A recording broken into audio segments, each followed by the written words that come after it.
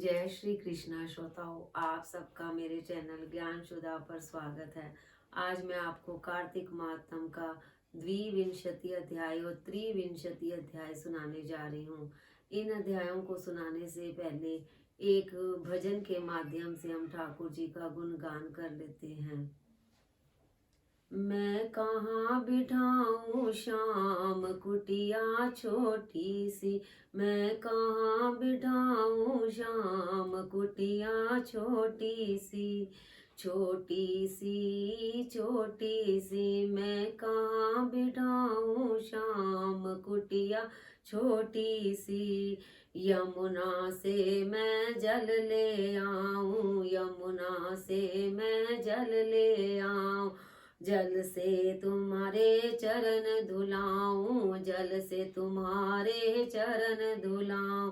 तुम चरण धुला लो श्याम कुटिया छोटी सी, मैं कहाँ बिठाऊं श्याम कुटिया छोटी सी, छोटी सी छोटी सी, मैं कहाँ बिठाऊं श्याम कुटिया छोटी सी। जंगल से मैं कुशा ले आऊं, जंगल से मैं कुशा ले आऊं, कुशा ले आकर आसन बनाऊं, कुशाला आकर आसन बनाऊं। आकर के बैठो श्याम कुटिया छोटी सी, मैं कहाँ बिठाऊं श्याम कुटिया छोटी सी। बागों से मैं फूल ले आऊं, बागों से मैं फूल ले आऊं, फूलों से मैं हार बनाऊं, फूलों से मैं हार बनाऊं। तुम गले में पहनो श्याम कुटिया छोटी सी, तुम गले में पहनो श्याम कुटिया छोटी सी, मैं कहाँ बिठाऊं श्याम कुटिया छोटी सी। अपने हाथों से मैं साग बनाऊं, अपने हाथों से मैं साग बनाऊं, साग का तुम्हें भोग लगाऊं, साग का तुम्हें भोग लगाऊं। तुम रुच रुच भोग लगाओ श्याम कुटिया छोटी सी, तुम रुचि रुचि भोग लगाओ श्याम कुटिया छोटी सी, मैं कहाँ बिठाऊं श्याम कुटिया छोटी सी, मैं कहाँ बिठाऊं श्याम कुटिया छोटी सी। अथ द्विविंशति अध्याय। यह कथा सुनकर राजा पृथु कहने लगे कि हे नारद जी, आपने कार्तिक महात्म का बड़ा उत्तम फल कहा, अब आप कृपा करके तुलसी का महात्म भी कहिए। यह सुनकर नारद जी कहने लगे कि हे राजा पृथु, प्राचीन काल में सहयादा क्षेत्र में करवरीपुर में धर्मदत्त नाम वाला एक ब्राह्मण था। वह बड़ा ब्रह्म ज्ञानी धर्मात्मा तथा ओम नमो भगवते वासुदेवाय इस मंत्र का जाप करने वाला तथा अतिथि सेवक था। एक दिन वह ब्राह्मण पूजा की सामग्री लेकर एक पहर रात्रि रहने पर भगवान के मंदिर को जा रहा था। इतने में सामने से आती हुई एक भयंकर राक्षसी को देखा।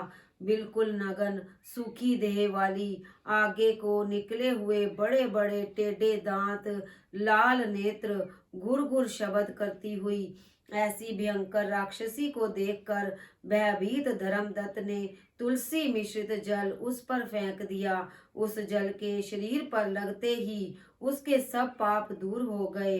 वह हाथ जोड़कर धर्मदत्त के पैरों पर गिर पड़ी। तब धर्मदत्त कहने लगा कि तुम कौन हो और किस पाप के कारण तुम्हारी यह दशा हुई, यह मुझसे कहो।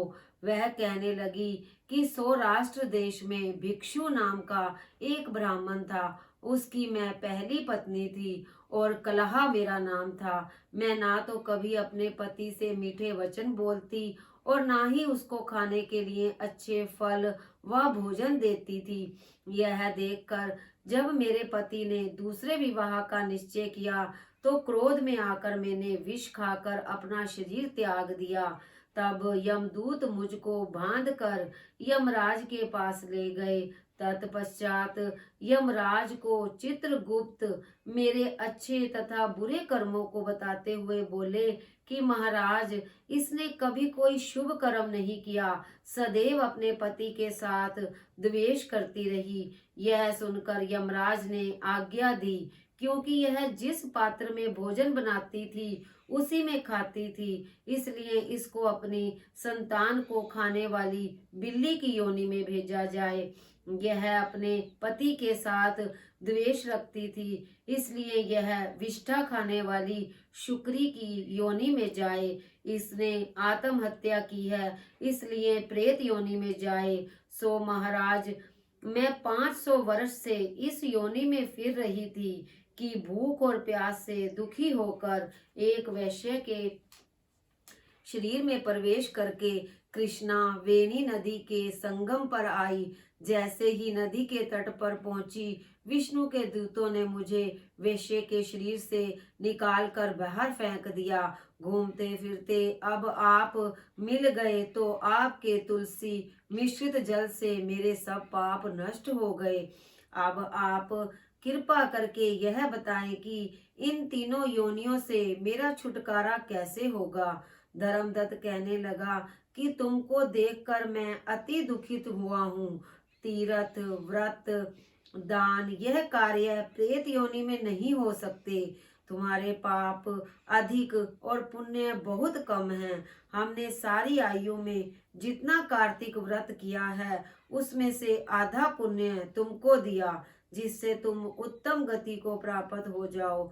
तब ब्राह्मण ने ज्यों ही तुलसी मिश्रित जल से उसका अभिषेक किया और ओम नमो भगवते वासुदेवाय का मंत्र पढ़ा, वह कलहा प्रेत योनि से मुक्त होकर अग्नि के समान दिव्य देह धारण करके लक्ष्मी के समान रूपवती हो गई। तत्पश्चात उसने ब्राह्मण को नमस्कार किया और बड़ी प्रसन्नता पूर्वक बोली, भगवान, पाप रूपी समुद्र में डूबती हुई मुझको आपने नौका रूप होकर बचा लिया।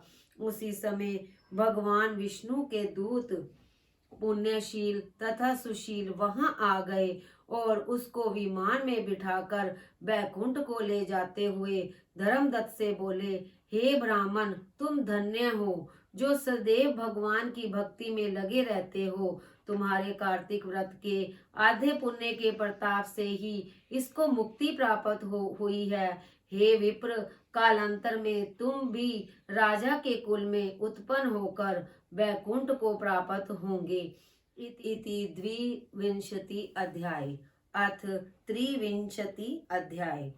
इतनी कथा सुनकर राजा पृथु ने कहा कि हे महाराज, कृपा करके भगवान की पूजा का महात्म कहिए। तब नारद जी कहने लगे कि हे राजन, जो हंसी में भी भगवान का भजन करता है वह परम पद को प्राप्त हो जाता है, परंतु जो श्रद्धा पूर्वक भजन करता है उसका तो कहना ही क्या है। इस संबंध में हम तुमको एक पुराना इतिहास सुनाते हैं। कलिंद पर्वत पर बसे दिरगपुर नाम के नगर में अति धर्मात्मा, प्रजा को पुत्र के समान पालने वाला सुबाहु नाम का राजा राज्य करता था। उसके धूम्रकेश नाम वाला अति दुष्ट, चोर, जुआरी, पर स्त्रीगामी तथा व्यभिचारी एक पुत्र था। उसकी यह दशा देखकर उसके पिता राजा सुबाहु ने उसको ताड़ना दी, परंतु वह किसी प्रकार नहीं माना। गेंद खेलते हुए एक दिन उसकी गेंद छोटी रानी के महल में जा गिरी। जब वह गेंद लेने के लिए महल में गया तो रानी उस पर मोहित हो गई और उन दोनों ने कामांध होकर भोग किया। तब राजा को इस बात का पता चला तो उसने कुमार को देश से निकाला दे दिया। पुत्र होने के कारण उसे प्राण दंड नहीं दिया।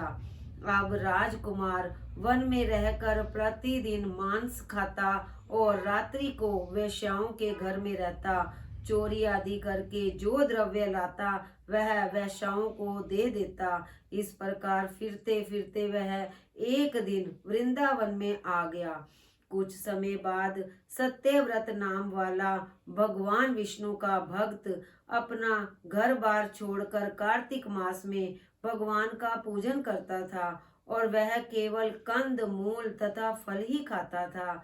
वह नित्य भगवान से प्रार्थना करता कि हे भगवान, इस दुख रूपी समुद्र में डूबते हुए मुझ दीन की रक्षा कीजिए। श्री राधा जी सहित मैं आपको नमस्कार करता हूँ।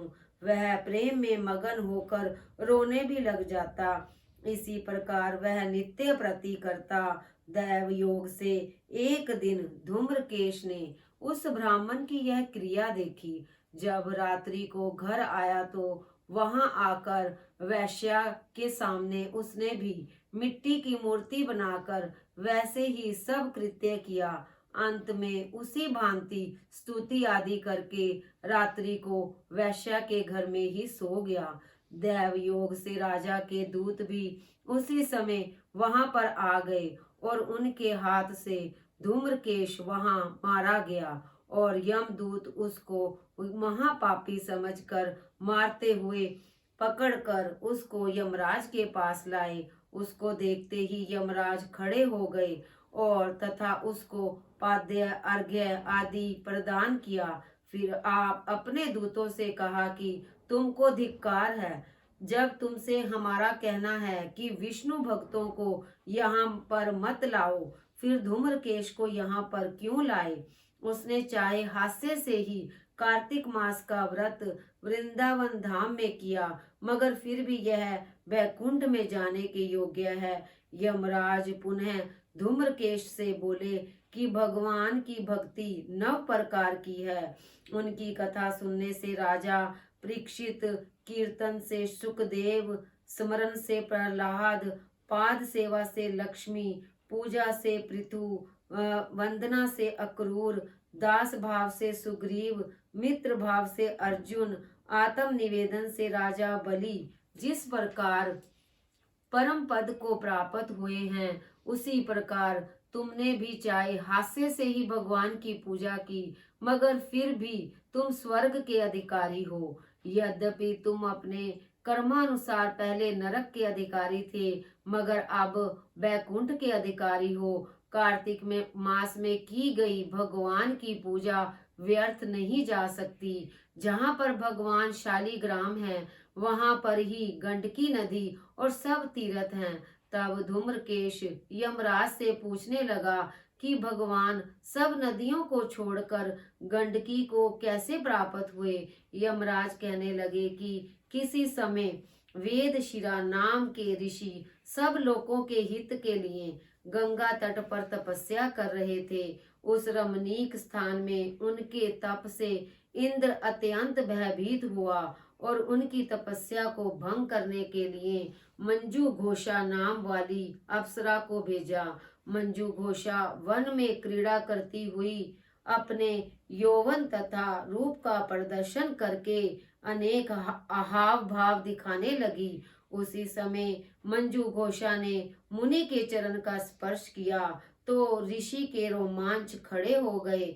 उस समय मंजू घोषा ने ऋषि को अपने वश में जानकर उनके गले में अपनी भुजाएं डाल दी। तब ऋषि ने क्रोधित होकर शाप दिया कि क्योंकि तुम मुझे इस संसार सागर में डालने को उद्यत हुई हो, सो तुम नदी बन जाओ। तब मंजू घोषा कहने लगी कि हे मुने, मैं शाप योग्य नहीं हूँ, आप मुझे क्षमा कर दीजिए। तब मुनि कहने लगे कि जिस समय विष्णु वृंदा के शाप वश शिला रूप होकर तुम में स्थित होंगे, तब तुम भगवान को धारण करने वाली होगी। अतः तुम्हारा शाप वरदान से भी अधिक श्रेष्ठ होगा।